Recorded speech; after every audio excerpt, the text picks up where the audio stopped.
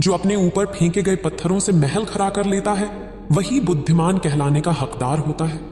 एक मूर्ख आदमी अपने बुरे समय में यही सोचता है कि भाग्य ने उसके साथ यह कैसी लीला रच दी, और वहीं पर बुद्धिमान आदमी अपने बुरे समय को ही अधिकार के रूप में इस्तेमाल करना जानता है। वह अपने बुरे समय को भी अवसर में बदल लेता है। तो सबसे बड़ा डिफरेंस दोनों की सोच का होता है। यदि आप महात्मा बुद्ध के विश्वासी हैं तो इन दिव्य उपदेशों को ध्यान से सुनें। इस वीडियो को पूरा अंत तक देखें, कुछ नया सीखने को मिलेगा, अन्यथा बाद में पछताना पड़ेगा। एक मूर्ख आदमी हमेशा नकारात्मक विचार रखता है, तो एक बुद्धिमान आदमी हमेशा सकारात्मक विचारों से भरा रहता है। वो हमेशा बुरी परिस्थिति में भी सकारात्मक रवैया रखता है। मौसम खराब होने के कारण बिहार में एक बिल्डिंग गिर गई। बच्चों का स्कूल था वो। सभी लोगों को बड़ा दुख हुआ। उन्हें ये चिंता थी कि अब बच्चे स्कूल में पढ़ाई कहां पर करेंगे। सबने मिलकर इस घटना की खूब निंदा की, खूब अफसोस जताया। सबने कहा कि जो हुआ वो बिल्कुल भी अच्छा नहीं हुआ। वो हमारे बच्चों के भविष्य के लिए बिल्कुल भी ठीक नहीं होगा। एक तरफ सब लोग नकारात्मक बातें कर रहे थे, तो दूसरी तरफ स्कूल की प्रिंसिपल ने सबको समझाया कि यह बिल्डिंग गिर गई तो अच्छा ही हुआ। अब इस पुरानी बिल्डिंग के गिर जाने के फलस्वरूप हम एक नई बिल्डिंग बनाएंगे। अच्छी बात यह है कि किसी भी बच्चे को कोई चोट नहीं पहुंची, और यह कितनी खुशी की बात है। उस समय हो सकता था स्कूल में बच्चे पढ़ रहे होते तो यह बिल्डिंग गिर जाती और बहुत सारे बच्चों की डेथ हो सकती थी। लेकिन वो बिल्डिंग ऐसे समय पर गिरी जब वहां पर कोई बच्चा मौजूद नहीं था। और अच्छी बात यही होगी कि अब पुरानी बिल्डिंग के बदले में नई बिल्डिंग तैयार हो पाएगी। वह किसी भी सिचुएशन पर सोचने के दो नजरिए हो सकते हैं, सकारात्मक और नकारात्मक। चाकू को सब्जी काटने के लिए भी इस्तेमाल किया जा सकता है और लोगों की हत्या करने के लिए भी इस्तेमाल किया जा सकता है। वो हमारे ऊपर निर्भर करता है कि हम अपनी बुद्धि का इस्तेमाल किस प्रकार करते हैं। हमारे सोचने का नजरिया ही हमारी सफलता की ऊंचाई का पैमाना होता है। आज के इस वीडियो में हम यही डिस्कस करने वाले हैं कि एक बुद्धिमान आदमी बुरे समय में अपनी कैसी सोच रखता है, किस प्रकार का उसका सोचने का रवैया होता है।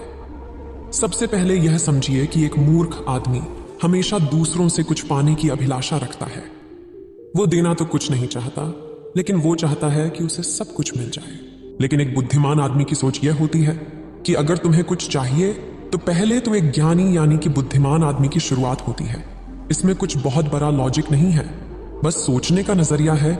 जब भी आपको किसी से कोई चीज चाहिए होती है तो बदले में अगर आप पहले से कोई चीज दे देते हो तो खुशी खुशी आपकी सहायता करने के लिए तैयार हो जाता है। बड़े बड़े बिजनेसमैन या फिर राजनेता यही तरीका अपनाते हैं। उस समय पर जिन लोगों की उनको जरूरत होती है उनके पास गिफ्ट यानी कि उपहार भेजते रहते हैं। जब भी कोई फेस्टिवल आता है, कोई उत्सव आता है, तो वो उनके पास कोई गिफ्ट भेजकर अपना प्रेम जाहिर करने की कोशिश करते हैं। वह ऐसा इसीलिए करते हैं ताकि समय आने पर वो उनसे अपना काम निकलवा सके। कोई भी छोटा मोटा गिफ्ट, यहां तक कि एक छोटा सा गुलदस्ता भी आपके बड़े बड़े काम निकलवा सकता है। बस सामने वाले इंसान को ऐसा लगना चाहिए कि आप उसके बारे में सोचते हैं। उसे महसूस होना चाहिए कि वो आपके लिए एक महत्वपूर्ण इंसान है। और धीरे धीरे इन छोटी छोटी तरकीबों से आप किसी के भी दिल में अपनी जगह बना सकते हैं और समय आने पर अपना काम भी निकलवा सकते हैं। यही तो एक बुद्धिमान आदमी की पहचान होती है। लेकिन यह बात भी ध्यान में ले लेना कि चालाकी का मतलब बुद्धिमानी नहीं होता है। बुद्धिमान आदमी की दूसरी पहचान यही होती है, वो जो भी करता है दिल से करता है, दिखावे के लिए नहीं करता। अगर सामने वाले इंसान को यह अंदाजा हो जाता है कि आप उसे इंप्रेस करने के लिए यह सब कर रहे हैं, तो वहीं आपके सारे दरवाजे बंद हो जाएंगे। भले ही आप उसे इंप्रेस करने की कोशिश कर रहे हो, लेकिन उसको यह एहसास नहीं होना चाहिए। जो लोग दूसरों को बेवकूफ बनाकर अपना काम निकलवाना चाहते हैं, हम उन्हें तेज कहते हैं। हम ये कहते हैं कि यार कितना तेज आदमी है, लेकिन असलियत में ऐसे आदमी सिर्फ एक बार ही अपना काम निकलवा पाएंगे। बार बार काम निकलवाने के लिए आपको अपनी चालाकी एक तरफ रखनी होगी। हो सकता है कि कोई चालाक आदमी कुछ दिनों के लिए किसी को बेवकूफ बनाकर अपना काम निकलवा ले, लेकिन कुछ दिनों के बाद जब उसकी चालाकी का पर्दाफाश होगा तो सभी की नजरों में नीचा गिर जाएगा। बड़ी कामयाबी के लिए जरूरी है कि आप अपना दिल साफ रखें, अपने सच्चे मन से काम करें। किसी को धोखा देने के लिए नहीं, बल्कि खुद ऊपर उठने के लिए काम करें। बुद्धिमान आदमी की तीसरी पहचान होती है कि बुद्धिमान आदमी अपने मन को, अपनी भावनाओं को अपने वश में रखता है, और वहीं पर एक मूर्ख आदमी अपने गुस्से को, अपने क्रोध को जोर जोर से जाहिर करता है, दिखाने की कोशिश करता है। एक बात तो आपको माननी ही होगी कि बुद्धिमान आदमी अपनी भावनाओं को अपने वश में रखता है, अपने मन को अपने काबू में रखता है। वह तत्काल अपनी भावनाओं के वशीभूत होकर ऐसे ही कुछ भी डिसीजन नहीं लेता है, बल्कि वो परिस्थिति को पूरी तरह से समझता है, उसका आंकलन करता है, सोचता है उसके बारे में, और जब उसे उस परिस्थिति के परिणाम नजर आने लगते हैं तब कहीं जाकर वो कोई फैसला लेता है। लेकिन वहीं पर मूर्ख आदमी तत्काल आवेशित हो जाता है।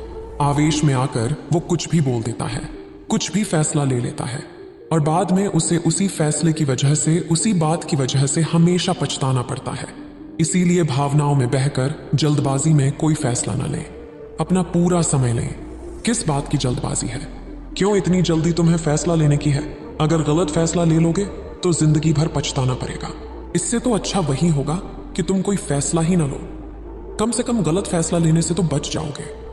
चौथी आदत जो एक बुद्धिमान आदमी के स्वभाव में पाई जाती है वो कुछ इस प्रकार है कि एक मूर्ख आदमी अपने आप को बुद्धिमान समझता रहता है, और वहीं पर एक बुद्धिमान आदमी अपने आप को मूर्ख ही समझता है, क्योंकि वो यह जानता है कि जीवन में सीखने का क्रम कभी खत्म नहीं होता।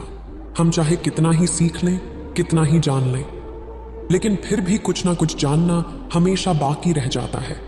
और एक बुद्धिमान आदमी इस बात को भली भांति समझता है, और वहीं पर इसके विपरीत मूर्ख आदमी खुद की जबान से खुद को बुद्धिमान कहता रहता है और दूसरों के बीच हास्य का पात्र बनता रहता है। इसीलिए अपने आप को कभी बुद्धिमान या ज्ञानी मत समझना, यह तुम्हारी सबसे बड़ी भूल कहलाएगी।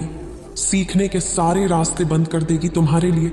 पांचवी बात समझने की यह होती है कि बुद्धि की शक्ति उसके उपयोग में है, न कि उसके विश्राम में। इसीलिए जितना हो सके अपनी बुद्धि को खर्च करने की कोशिश करो, उसे बचाकर मत रखो, वरना तो उसमें जंग लग जाएगा।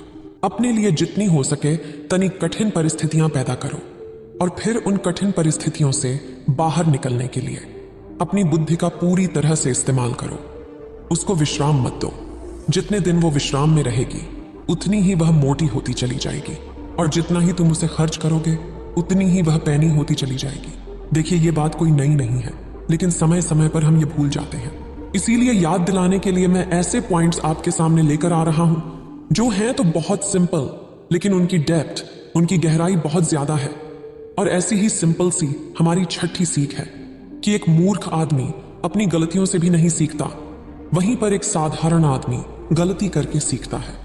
लेकिन एक बुद्धिमान आदमी दूसरों की गलतियां देखकर उसी से सीख ले लेता है।